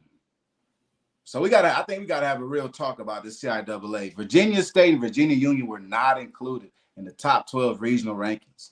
How do you not? Well, part of it is their scheduling. Virginia State, aside from Norfolk State, I believe their best Division II win was Tuscaloosa. And then the Union's non-conference is also not as strong. But I think the real issue is that the CIAA as a conference hasn't scheduled up, as you can say, right? You look at the SIAC, they have around 4 teams in the Division II regional rankings, but SIAC has scheduled a lot of Gulf South opponents, the West Floridas, the Delta States, those guys, the West Georgias. That Gulf South conference is looked at as a very high conference, and the more games you have scheduled against them, the more times they get to see them go head to head, get a better gauge of how good they are. I would say the Division II, those regional rankings, they don't value SIAC and CIAA play, which is a big problem. Yeah. But let me continue my rant real quick. The CIAA, right? The issue I got with them. The CIAA South, I have 5 teams that are 500 or below. They have 1 team that is above 500, right? I think that the issue is the depth with the CIAA. There's been so much talk about, this is like a normal year for the CIAA. It's not, right? In the CIAA North, you just had your number 1 team beat the number 3 team 57-0, right? There's a big discrepancy between that middle ground in the CIAA. It's either you have it or you have not. And that's a problem to me when we talk about the depth of the league. And I think that's part of the reason why they don't have as many teams in those regional rankings. The CIAA as a conference, when I've said before, they have a down year. It's not given the players they have. Still got Jada Byers and guys and great players like Armani Burnett in there that are great. The issue to me is the depth of the actual conference. We're looking at either Virginia State or Fayetteville State to honestly represent the CIAA coming out. Fayetteville State averages 15 points. Virginia State averages under 200 yards passing the game. Those things are not going to work in the Division II playoffs, and they've got to be better. So my guy Chuck Hunt, what's good, Chuck? Always with some dropping some gems. I'm gonna do this one first because it kind of goes to something you were just talking about. He says the I guess the respectability factor. He says the SIAC and the CIAA are known for their basketball prowess, but have become competitive in football. And I can kind of, say, at least I know CIAA, everybody talks about the basketball side a lot more than they do football. And I can kind of agree there. SIAC, when I thought about it, I was like, man, I think about the football, but when I go back and think about it, I always think about Tuskegee and their run. And now there's a lot more parity. So, saying to what he's saying, that's factual. But he brought this up about the Allen versus Edward Waters. He said Allen and Edward Waters is the battle of the AME Church. AME founder Richard Allen versus third AME Bishop Edward Waters. That's something. Chuck with them. That's some good background on there because I haven't seen that as a rivalry. I didn't understand why. That's a great insight. That's this stuff with Chuck. But this game here, Lincoln, PA versus Virginia State. Listen. Yeah. Shout out to my guy Coach Jared Huggins. It's gonna be a long day. I feel like it's gonna be a long day for Lincoln, PA. Virginia State coming off an upset loss where they lost by 1 to Fayetteville State. Elizabeth City. Oh, I'm sorry, Elizabeth City State. Appreciate it. Yeah, I think they might take this by like 20. It might get bad. Give me Virginia State for 21 points at least on this Lincoln team. I think a lot of the general public has been thinking that Lincoln is probably going to end up fumbling this away, and maybe they're not as good as the numbers. And I can't lie, Lincoln just showed everybody that, okay, maybe we was kind of right about that. A lot of people have been waiting for Lincoln to start losing like this, and for them to lose by 57 points to a team that is number 2 in year 3, you really got to think about, how close Lincoln really is to turn this thing around. I think they do have some good players. They have some things that they could put it together. But part of the issue with Lincoln is going to be that defense. I think in the long term, they're going to have to develop this defense. I know Coach G is down there coaching them up as best as he can, but those are guys he inherited, right? They haven't had a full recruiting cycle with this team yet. I still imagine, Coach, if you know G, then, I imagine sometimes he just be talking like dead ass, son. Like you got to swim move off that block, G. You know what I'm saying? Dead ass. Come on, B. Come on, B. But I know he, you know what I'm saying, they're better with him. I just think right now, like you said, but it's the stuff he's inherited. He hadn't really been able to put his fingerprints on this like he probably would like. So yeah, I gotta go with Virginia State. Jay White said Alabama A&M was founded by a AME minister as well. Said William Hooper Council in 1875. So, man, they might want to hop in the fade too, man. Go ahead and get in that SIAC fade, man. he goes, and I'm on my good. I mean, I'm on the good side right now, so I ain't gonna talk about him. I was gonna from the hill gonna get you, man. You better watch your back on me. Yeah, from the I said a couple weeks ago before they played Grambling. I said that I was like A&M is look good against the SIAC teams. I was like, so if they want to win the SIAC, then they definitely doing what they need to do. But then they came out and beat Grambling. So I can't, I enjoyed it. I enjoyed the win because I got to mess with Ant a little bit. It wasn't on purpose. I wore my A&M shirt. It wasn't on purpose to like troll them, but got hit with a stray. Yeah, the road to hell is paved with good intentions. Next up, man, Virginia Union versus Bluefield State, man. Coach Coaxum and those guys, man. Virginia Union minus 31.5 versus Bluefield State. Over under is 53.5. I hate to say it. I think that 31.5 will be touched. It will be hit. They just lost, if I'm not mistaken, last week to Virginia State 44-11, something like that. Some close. It was, yeah. So I think Virginia Union, with Jada Byers back, has been he's been a man on a mission himself. I like this. I like what Virginia Union is doing. I think Virginia Union takes it with the 31.5. And the over does get hit because Bluefield State will put up some points as well. They'll hit double digits at least. So I think Virginia Union will hit. They'll hit 40 by themselves. So. Yeah, I mean, 31 is egregious, but hey, you know what I mean? This Bluefield State team is still like 1-6. You can't. Hey, look, he was coming back. I knew it. He was gonna pull up. I wasn't, like I said, it wasn't intentional. Yeah. Stuff happens. But I'll say about this Bluefield State team, they actually are one of the better offenses in the CIAA. They're one of the two teams that throw for over 200 yards a game. So they have some potential there. They're a new team in the conference. They're taking their licks one by one. As good as we thought that Bluefield State might be, I think everybody got a chance to talk to Coach Tony down there. And he talks about a lot of good things and the progress they've been making. But this CIAA, man, if you don't have the boys in the trenches to go along with this tough rushing attack that the CIAA brings, then you're going to get bullied a lot of the time. And I think that Bluefield State is taking their licks. They're going to probably recruit better and be able to develop some better guys up front to really match that because they have an all-conference linebacker and a TJ Gunter back there. But the main issue is they don't have everything else around that. You're going to go into a game against Virginia Union where Virginia Union is honestly chasing Virginia State, right? And they're going to play later on this year. But they want to stay as close as they can. Union thought they should have been in the CIAA conference championship last year. They missed it. They made the playoffs. They lost to Shawan, if I'm not mistaken. Exactly. Yeah. So when you look at this Union team, they're hungry, right? They're tired of being the odd man out. They probably take out their frustrations against Bluefield State. And we'll probably see everything that Virginia Union can do this week. Yeah. I agree. Completely agree.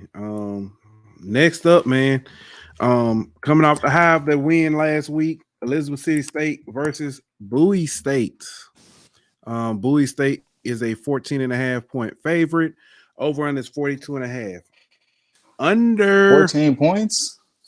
Yeah, the 14 points was scared me the most. I feel you on the under, but the 14 after how Bowie's been looking. Bowie also this same team that lost to Virginia State by like 30 points. Same team that got wrecked the next week. They just bounced back, but now we're giving them 14 points. So I'm glad you said that because I was. So they got blasted by Virginia State. They got blasted by Virginia Union. And they played Bluefield State, who Bluefield State has kept it close with a lot of teams. And I was like, well, maybe Bluefield State keep going. And they blew out Bluefield State. Right. But as you said, Bowie State had, those two big watch. So I feel like Virginia Union, Virginia State are tier one. Mm-hmm. Bowie is probably in that very next tier. where they on the verge of being a great team in this conference, but just not there yet. Well, let me rephrase it. They're on the tier of being the third, one of the top 3 best teams in this conference. They're just not there yet. I still think they're good. They're just not there yet. I don't know if about 14 and a half. That's a lot to me. I mean, I wouldn't be surprised if ECSU comes out and gets a win here. I mean, this Bowie State team has in no way looked threatening for this conference championship. They won't be threatening for it. And I look at ECSU, they're trying to actually build a program. They're trending up, right? And they're playing teams to me that's trending down. To me, this is more of a pick 'em, if anything. This Bowie State offense hasn't looked good since week 2 against Davenport. Amir Jenkins hasn't even been the starting quarterback. The offense, the team itself seems to be changing, right? We have this second-year head coach, Kyle Jackson. Kyle Jackson was, I believe he was an interim last year, was named the actual head coach this year. Yeah. But we're learning a lot about Coach, and as he's going up against a lot of these matchups, I think we're actually seeing him being out-coached by some guys that used to be his mentors, guys like Coach Frazier at Virginia State, and other guys that have a longer tenure in the CIAA. So I think this year we're actually going to learn if Coach Kyle Jackson is actually the guy for the job at Bowie. And if he's not the guy, that might include a loss to Elizabeth City State also, right? These are all big blemishes on his record. And we got to wonder if is he going to stop the bleeding, or is it just going to get worse and he's just going to bleed out by the end of the season? Yeah. Last game that I actually have on the docket is fighting Stephen Gaither's Winston-Salem State versus Johnson C. Smith. So as Ant says, if they winning, they to fight Stephen Gaither. When they lose, they to Stephen A. Smiths. So I think Stephen A. Smiths is crazy. I think they stay as the so they're favored by 1, basically a pick 'em versus Johnson C. Smith over under 41.5. Okay. I'm not sure about I definitely, but I can see them winning it. I got them winning it. Hey, I mean, I'm actually a little more confident in that total, man. I think I'll take the over in this one. Dalen Lee, young quarterback at Winston-Salem, has looked pretty good. You got new offensive coordinator Chris Barnett comes over. That was actually who A&T had as offensive coordinator last year. He came on over to Winston-Salem down the street, and he's been creating some good things. They have a pretty good receiver out there. Also, I believe his name is R.J. Mobley. Pretty good receiver. This guy's a number 1 receiver. Will probably end up being all conference at the end of the year. So Winston-Salem, it looked pretty good. You know what I mean? I love to support Stephen Gaither and Chris Ferg. Give them, they push them every week to try to be the best team that they can be. They're trending up, but this is a big rivalry game right now. This Johnson C. Smith team is thirsty for a win, and they put out a couple of sneaky wins this year. It wouldn't be a big upset to beat Winston-Salem in general, given their history the past couple of years. So I wouldn't be surprised if Johnson C. Smith end up coming out winning this game. But I'll say this: if Winston-Salem wants to begin to change this culture, this is one of those culture-defining games, right? Right now, you're around 500. You can become over 500 by beating your longtime rival, coming off of last week's homecoming victory. I think that Winston-Salem has a very big chance here to really program build, right? We come to seasons like this, you're not going to win the CIAA. Like I mentioned, there's one team in the CIAA South, and that's Fayetteville State. Everybody else is about 2 or 3 wins away. So to me, Winston-Salem, go ahead, get a win here, get up on them, maybe even score more points than usual, and try to get back into form and work towards the offseason, because at this point, probably out of the D2 playoffs for sure, and you're out of the Florida Beach Bowl. Yeah, completely agree. That's it that we had. Are there any other notable games? I'll just games that I didn't put on here. Lane's taking on Central State. I mean, that's not going to be too fun. Yeah. Yes. Kentucky State, Morehouse. Central State too. Oh, yeah, there we go. Yeah. That's a pick 'em. That's a pick 'em. They got the Morehouse Kentucky State game right now at a 0.5 in favor. They got Kentucky State in favor of Morehouse by 0.5. This is Morehouse's homecoming. This is Morehouse's second home game of the season in about 8 weeks, right? They're thirsty for a win. Kentucky State recently moved on to their backup quarterback, so they're kind of a little bit in flux right now. But this is Morehouse's chance to win, right? We talk about the HBCU teams that have not won this year. They are one of them. They are currently 0-7. This is it, right? If you want to bookmark a game, guys, this is one to watch for Morehouse. Hopefully they can get a win at homecoming. Yeah, not. Right. Then you got Virginia Lynchburg is going to take on Fort Valley State. See if they can pull a second upset. No. I'm gonna just say it now. No. Fort Valley State. I think that's it on the SIAC side. On the CIAA side, Fayetteville State, Shaw. That doesn't move me very much. Yeah, the guys try to hype it up, but I don't feel it. Yeah, St. Augustine and Livingstone. Which Livingstone all day. I'm Livingstone has come out with some pretty some pretty big upsets. Yeah, they're taking some good steps forward. Mm-hmm. Yeah, so and plus St. Augustine with the turmoil they've got going on. That boy, is he playing on concrete? That's so sad. Keeping it too real. Yeah. Now we move on to kind of wrapping up. I do got some comments here. Jay White said we're about to set up the A&M Classic next week. A&M, Alabama A&M versus FAMU. It's gonna be interesting. EA asked the question: can FAMU beat North Carolina Central despite playing inconsistent football in the Celebration Bowl?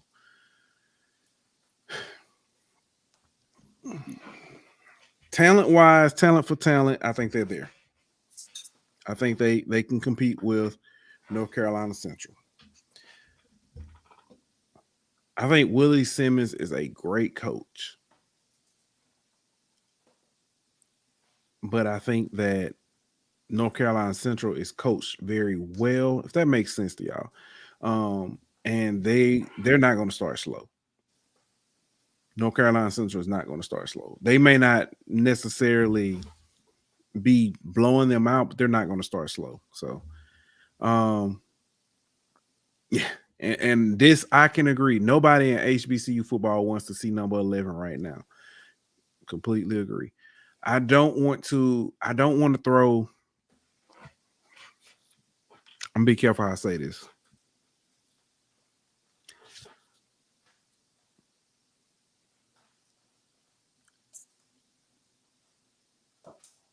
FAMU had problems with Shador. I understand that last year is not this year, but FAMU had problems with Shador. They're gonna have nightmares about Davis Richard. That's bold. That's bold.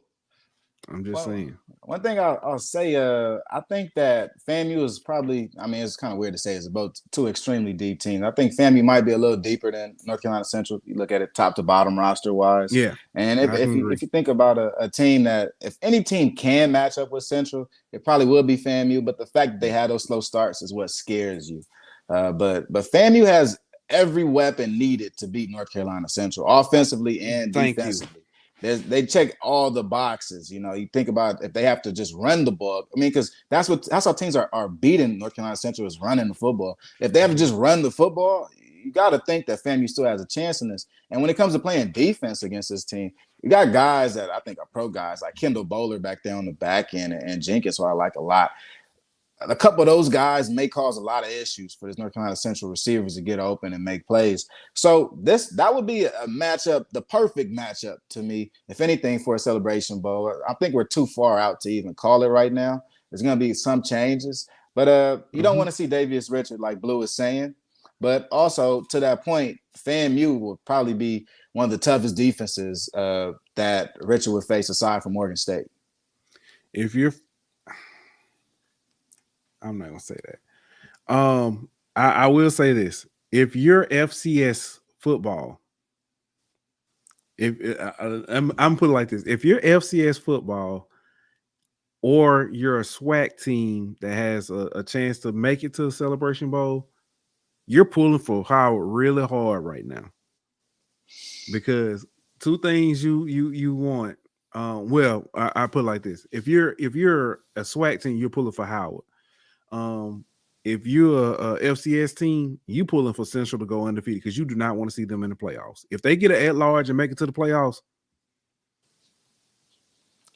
that's a team you don't want to see right now, and they can beat you in so many different ways. Look what they've done against the CAA, the CAA. Look what they. Yeah. Again, last year is not this year. There was New Hampshire. I forget what they were ranked. They were like numbers 15, 16. Right. And they beat the brakes off of them last year. Like, yeah. And Zach says, sign me up for NC North Carolina Central and the FCS playoffs. I need that in my life. Listen, if they made it there, it would be yeah. It would be much. Hey, but I'll say this. The one issue, though, it's like, as good as the team is going to be, you go to the playoffs. Are you even going to be the home team in the first round? Like, where are you going to be playing at? That becomes, because that's a bid thing. Then they'll be fam. You will have to try to bid and see if they can host and all that kind of stuff. EA asked a good question about it. He said, "What about FAMU's familiarity with the MEAC teams compared to the rest of the SWAC?" I I don't think it plays a factor here. Yeah. This North Carolina Central team is a different beast, man. A different beast. Different than any MEAC team, different than any CAA team. This team, like Blue is mentioning, talking about playing the playoffs. This is a nationally ranked team. Like, to me, this is a top 10 FCS team. I don't think any other team in the SWAC is going to, have a taste of that. Maybe against some of the FBS opponents, but I don't think knowing the rest. Look, it's Central. Where my camera? Central. The rest of the MEAC, somewhere around there. Okay, that's the difference. So, knowing these guys down here won't really help you against this guy. Yeah. I'll also say this: if you look at because of and this, I think is a great benefit. We get upset with it as HBCU fans because the MEAC has so few teams. The out of conference play is. Like you can see how well tested these teams are, and then when we play against other HBCUs, it's kind of like,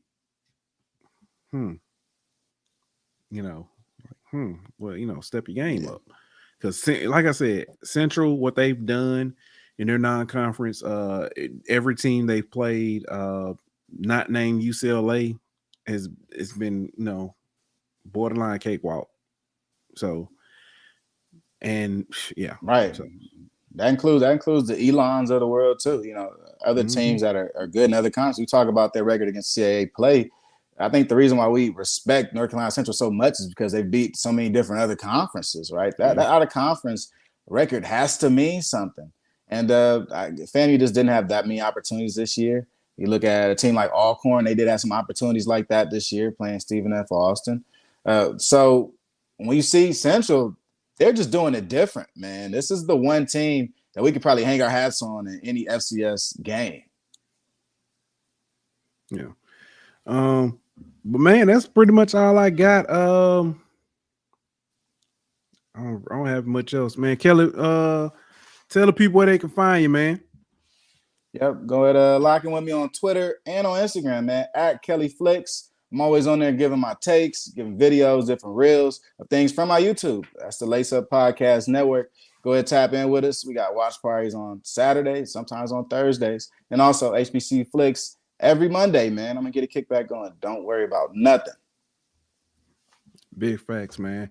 I truly enjoy keeping up with y'all stuff, man, and checking it out. So appreciate you coming through. Appreciate the FCS spreads and stuff. I'm definitely be checking that out on Reddit, man. I be using Reddit for other stuff, man. Be finding cat videos and stuff. They got it all on there. They got one Reddit. Little small pocket. They got a small pocket with some betting odds, and we done found it. So every week, man. Yeah, man. It's funny because I really be on Reddit. I was on Reddit when I was doing like school, and they had everything. Like any class I would think of take, they would have it. And I was like, "That's fire." Yeah. Hey, Zach, mind your business. Mind your business. I wasn't gonna comment on it, man. Mind your business. Nah, I'm just playing. All right, man. We'll be back on Monday, recapping the Magic City Classic, seeing where we at, seeing how things set up. Recap also the SWAC Media Day. SWAC teleconference with the coaches. Yeah, and like that, we out. This show was presented by BetOnline.ag. Bring me my money.